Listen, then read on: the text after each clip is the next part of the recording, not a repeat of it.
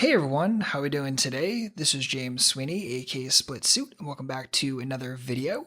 And this is going to be part 3 of analyzing hand 15 from the Hand Reading for Live Players workbook.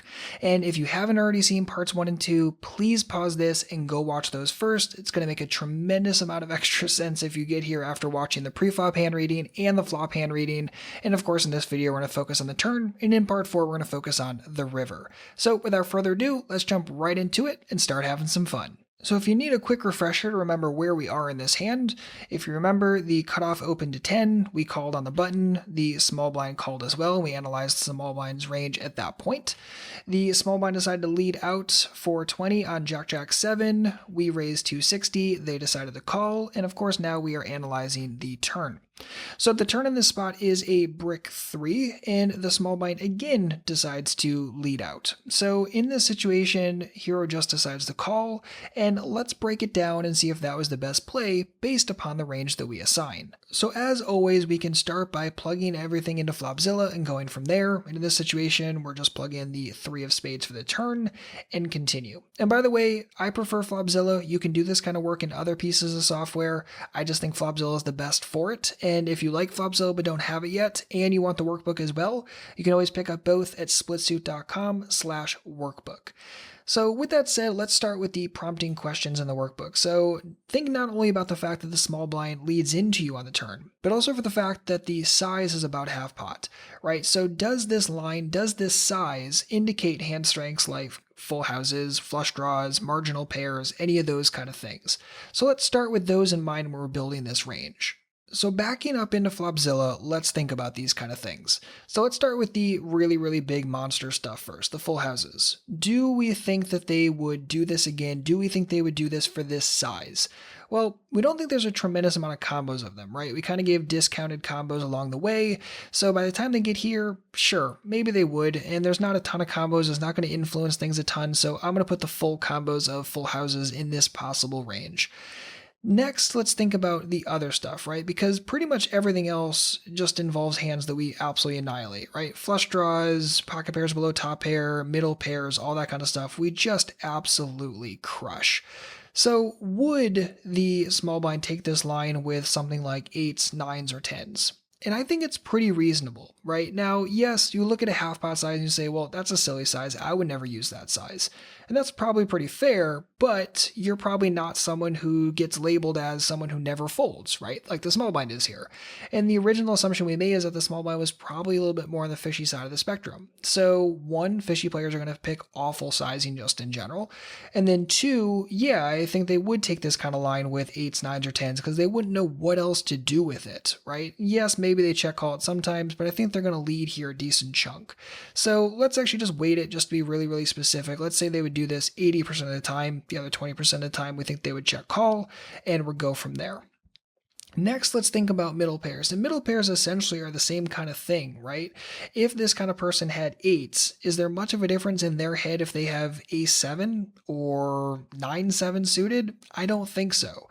So again, I'm going to include those in here as well. Now I'm going to include these probably just a little bit lower. Let's just call it 65%, and we'll go from there. Because remember, they did decide to bet call the turn. So I think some percentage of the time they're certainly just going to check to the aggressor, but sometimes I think, yeah, they're definitely going to lead those kind of hands.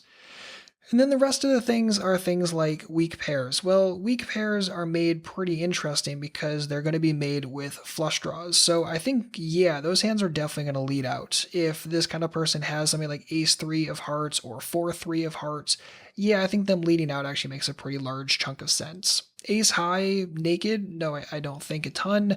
And then flush draws, again, I'm going to weight these, and I'm probably going to weight these pretty low.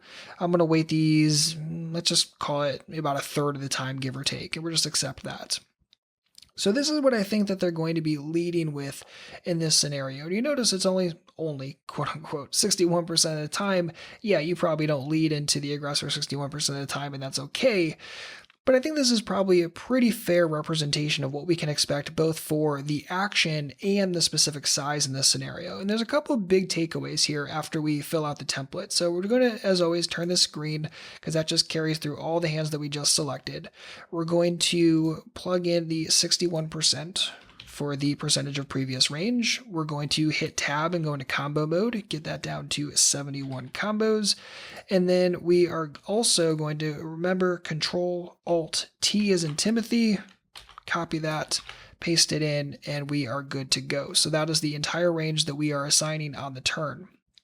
Now, there's a couple things that we want to keep in mind here, and this is the kind of work that we want to do off table when we're analyzing hands. Whether we won them, whether we lost them, whether we think we played well or think we played them like garbage, we should still do the hand reading every step of the way, and then sit back and say, wait, was the line that we chose best in this exact scenario? So if I'm analyzing the line that Hero took in this scenario, I think I would raise here a very, very large chunk of the time.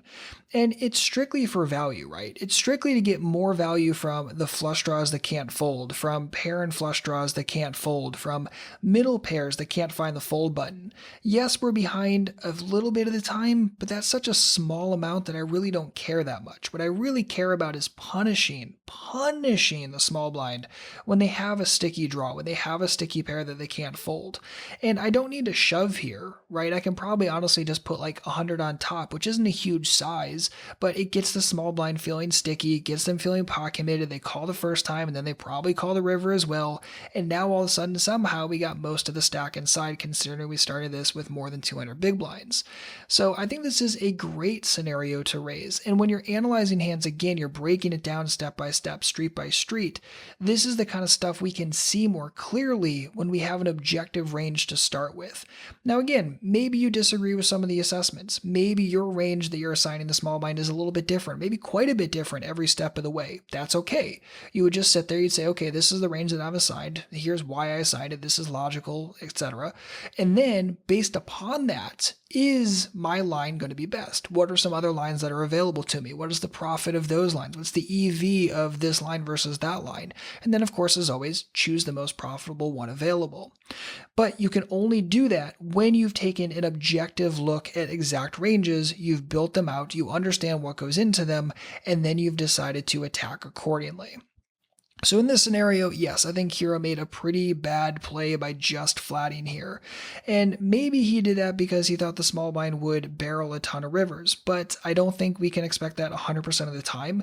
And based upon the fact that we just saw again, a bet call on the flop, and then he decides to lead into us on the turn for half pot, I don't think we're going to see a river bet bigger than half pot a lot of the time. So I think this is just a scenario where we're leaving money on the table against a range that would probably gladly draw or call inappropriately given bad pot odds, and I think that we're leaving money on the table by just flatting here. But again, we can only get to that assessment by actually analyzing the ranges and going forward from there. It's not just, oh, LOL, we have trips.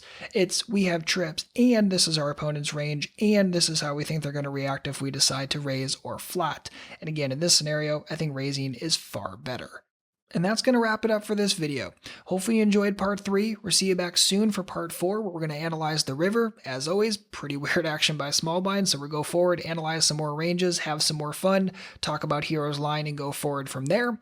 And if you're enjoying this work and you want to do some more of this exploration, and you want to do it on your own time, again, SplitSuit.com/workbook. Pick up your copy today, start having some fun, start exploring, and start figuring out how to get your lines looking even stronger, and of course, more profitable. So I'll see you back soon for part 4, and in the meantime, good luck out there and happy grinding.